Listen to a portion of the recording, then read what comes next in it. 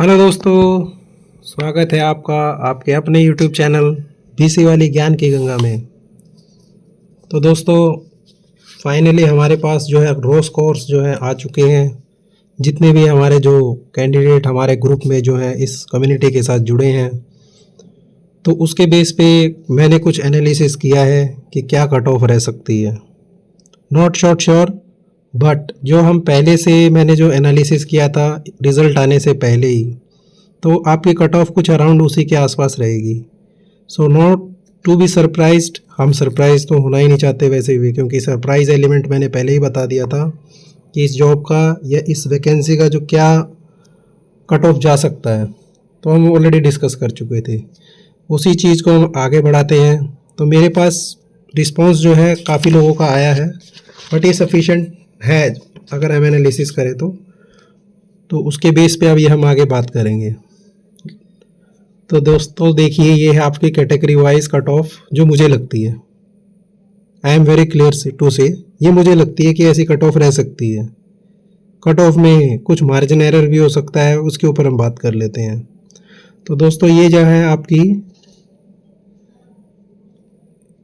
ये जो 13 है, ये है आपकी जर्नल की वैकेंसीज।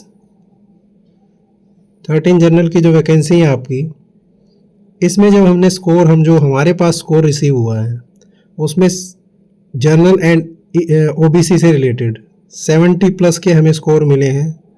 करीबन 5 कैंडिडेट हमें जो है ऐसे मिले हैं जिनका 72 74 जो मैक्सिमम गया 74 पॉइंट समथिंग। तो ये सभी कैंडिडेट ऑब्वियसली जनरल कैटेगरी में ही क्वालिफाई करेंगे। अगर ओबीसी भी है तो वो जनरल का कट ऑफ क्लियर कर रहा है, so he should be going this category. So 68 to 70 ये मेरा आइडिया है, क्योंकि वैकेंसी 13 है, ठीक ठाक वैकेंसी है 13, इसलिए जो कट ऑफ 68 to 70 मैंने रखा है। यही वैकेंसी अगर 7-8 होती तो हम 70 प्लस ईजिली बोल सकते थे। But yes, whole idea was again जो हमने पहले एनालिसिस किया था कि 66 प्लस का हमारा आइडिया था, जो कि एकदम एग्जैक्ट बैठा है, उसके ऊपर ही है हम, कहीं भी नीचे नहीं है। फिर हमारे पास EWS का डाटा थोड़ा कम आया है, बट उसके बेस पे भी मैंने हमारा जो 64 प्लस का एक आइडिया लगाया है। 5 वैकेंसी हैं, क्योंकि प्रीवियस अगर आप देखेंगे तो यहाँ EWS कैंडिडेट जो हैं थोड़े कम आते हैं, क्योंकि इस जोन में जो है आपका केरला कर्नाटका ये वाले जोन से ज़्यादा लोग हैं, तो यहाँ लैंड लोगों के पास कम है, तो उनका EWS जो स्टेटस है वो उस हिसाब से जो है मेंटेन है। तो 64 प्लस इज़ माय आइडिया। उसमें हो सकता है प्लस माइनस भी हो सकता है दोस्तों, तो बट मेरा आइडिया है 64 प्लस ही रहेगा, कम नहीं होगा।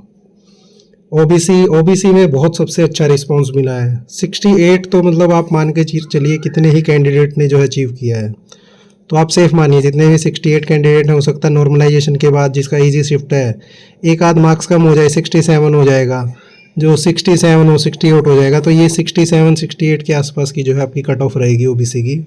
एंड 9 वैकेंसी हैं, तो जनरल और जो ओबीसी वाला जो फाइटिंग है वो सिमिलर सा है, बट यस जो ज़्यादा एफर्ट लगाया है वो जनरल कैटेगरी में क्वालिफाई करेगा।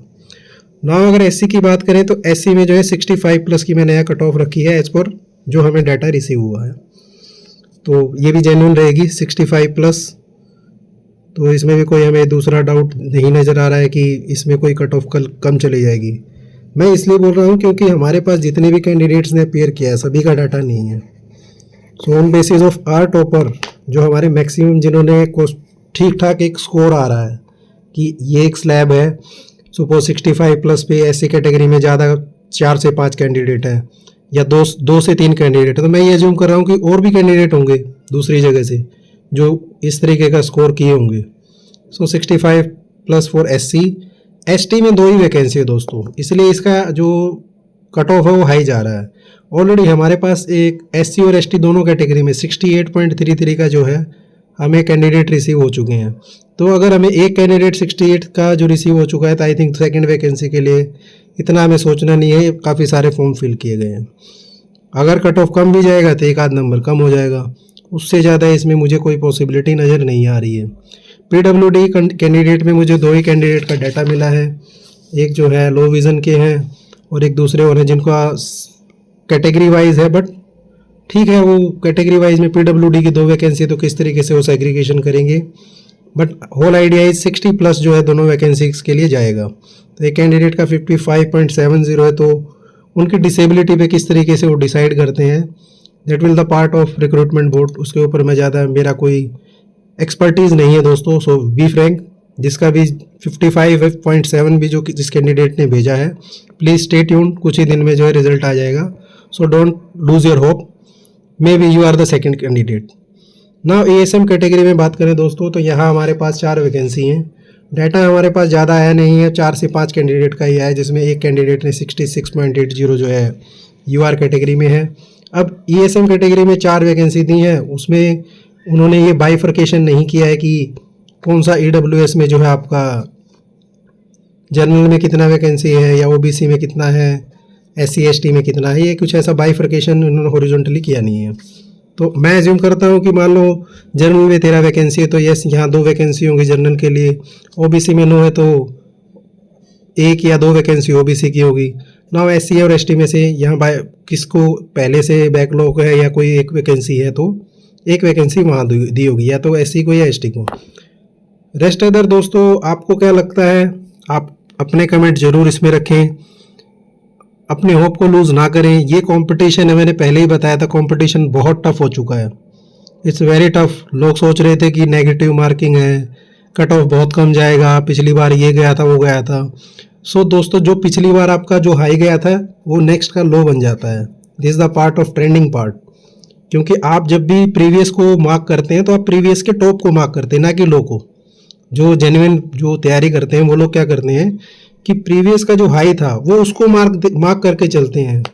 सपोज आपको अगर 100 मीटर की रनिंग करनी दोस्तों, तो आप टॉप देखेंगे ना कि 9.10 सेकंड अगर आपका रिकॉर्ड है तो आप वो देखेंगे, आप ये नहीं देखेंगे कि 10 सेकंड में मैं आ रहा हूँ। आपका एम क्या होगा, that will be the your aim. So aim के हिसाब से आपको चलना होता है, प्रिपरेशन उसी लेवल की आपको करनी होती है।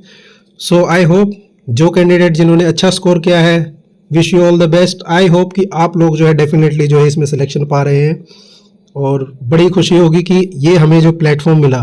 और सबसे अच्छी खुशी क्या मिली दोस्तों कि आप लोग आपस में ही जो बातें कर रहे थे, मैं देख रहा हूँ कमेंट सेक्शन में, आप अपने आप से एक दूसरे से जुड़ गए हैं। ये जो कम्युनिटी हमने बनाई, लोग एक दूसरे से जुड़े, नहीं तो मुझे नहीं लगता कि IISc से रिलेटेड कहीं कोई प्लेटफॉर्म बना हुआ था जहाँ लोग अपने विचार रख के या अपने थॉट्स रख के जो है एक दूसरे से बातचीत कर पा रहे थे कि आपका स्कोर क्या है, आप कौन से कैटेगरी से आ रहे हैं। काफ़ी सारा कन्वर्सेशन उसमें देखने को मिला। लोग जनरलाइजेशन करने लग गए कि ओके ग्रुप में 70+ इतना है, तो वो असेस कर रहे हैं अपने आप को कि मेरी पोजीशन क्या है, अपने आप से रिजल्ट को असेस कर रहे हैं। सो ये चीज़ के लिए ही मैंने दोस्तों ये अब जो टारगेट था मेरा वो अचीव हो गया, इसीलिए मैं इस चैनल के साथ जो है ये IISc का मैंने शुरू किया था। तो मुझे बड़ा ही मज़ा आया।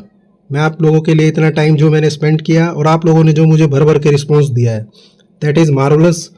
आई am very happy. I hope आप सभी हैप्पी होंगे। और जो कैंडिडेट नहीं भी सिलेक्शन हो रहा है, so keep attach with this channel से अटैच रहिए। मैं आपसे कुछ नहीं ले रहा हूँ, कोई डिमांड नहीं है मेरी, बस एक ही डिमांड है, लाइक सब्सक्राइब और कमेंट करते रहिए। जिसने कर दिया है सब्सक्राइब उससे कोई हमें गिला शिकवा भी नहीं है, और जो छोड़ के जा चुके हैं उनसे भी कोई गिला शिकवा नहीं है। बट जो हैं they will get definitely benefit for their future. At least आपको कुछ ना कुछ थोड़ा बहुत काउंसलिंग मिल रहा होगा, जो कि मेरा प्रोस्पेक्टिव वही है। सो मिलते हैं नेक्स्ट वीडियो में दोस्तों।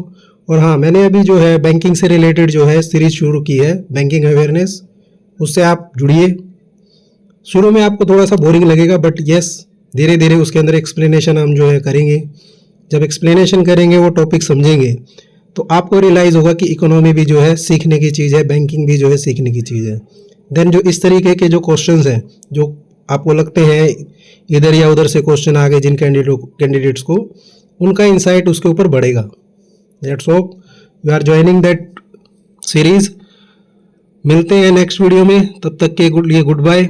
एंड कमेंट कीजिए कि आपको हमारा ये एनालिसिस कैसा लगा। Thank you so much.